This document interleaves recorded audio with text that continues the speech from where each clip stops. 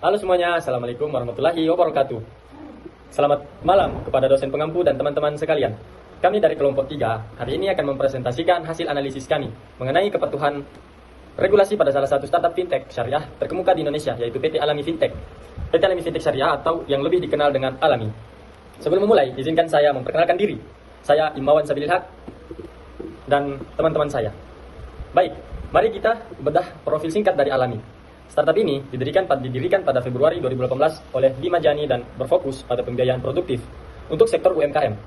Yang luar biasa, Alami telah berizin penuh oleh OJK sejak tahun 2020. Mereka juga menjadi fintech syariah pertama di dunia yang merilis impact report sebagai bukti transportasi dampak sosial. Sebagai bukti transportasi dampak sosial ekonomi ke masyarakat. Nah, bagaimana dengan dasar hukum dan aspek syariahnya?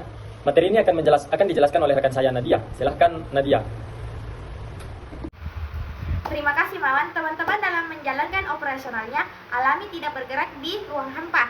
Mereka patuh pada dua pilar hukum utama di Indonesia. Yang pertama itu hukum positif dari Otoritas Jasa Keuangan. Alami tunduk pada PJOK nomor 10 PJOK .05 2022 tentang pelayanan pendanaan bersama berbasis teknologi informasi.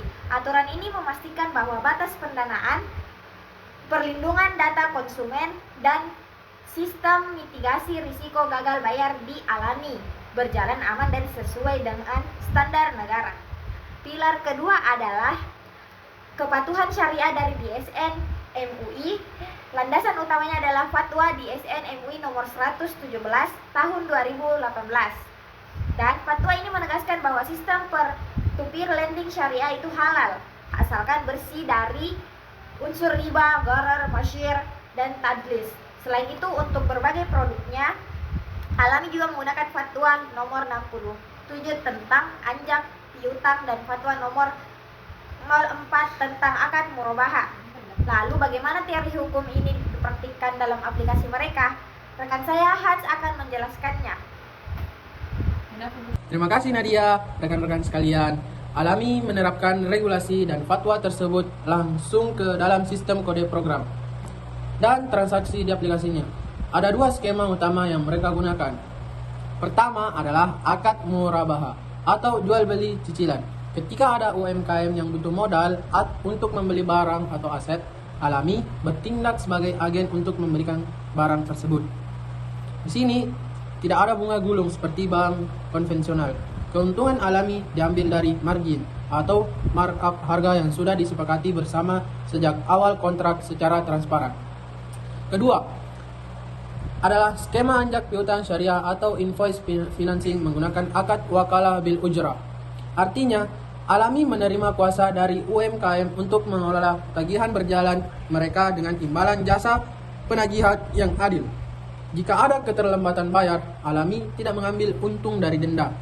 Denda keterlambatan disalurkan sepenuhnya untuk dana sosial atau kebajikan. Semua proses ini diawasi ketat secara berkala oleh Dewan Pengawas Syariah yang ada di dalam internal Alami. Selanjutnya, analisis Alami mengenai dampak, keuntungan, dan tantangannya akan dibawakan oleh Fida. Terima kasih Hans, melalui kepatuhan yang ketat ini, Alami mendapatkan keuntungan strategis yang besar. Keutamaannya adalah tingkat kepercayaan yang sangat tinggi dari masyarakat. Konsumen merasa aman berinvestasi karena bebas dari riba. Selain itu, integrasi aturan OJK membuat manajemen risiko mereka sangat solid, sehingga angka gagal bayar atau NPF dapat diletakkan sekecil mungkin. Namun, tantangannya juga tidak mudah. Alami menghadapi beban administrasi ganda karena harus mematuhi aspek finansial OJK sekaligus audit syariah. DSN MUI secara simultan kompleksitas edukasi ke masyarakat juga tinggi karena masih banyak orang yang belum paham perbedaan sistem bagi hasil syariah dengan bunga konvensional. Kesimpulannya adalah PT Alami Fintech Syariah membuktikan bahwa regulasi syariah bukan penghambat, melainkan sebuah nilai jual yang kuat. Rekomendasi kami untuk startup syariah lain adalah mulailah membangun otomatisasi sistem kepatuhan syariah berbasis teknologi agar proses akad bisa berjalan instan. Sekian presentasi dari kelompok kami. Maaf atas kekurangannya. Wabillahi taufiq wal hidayah. Wassalamualaikum warahmatullahi wabarakatuh.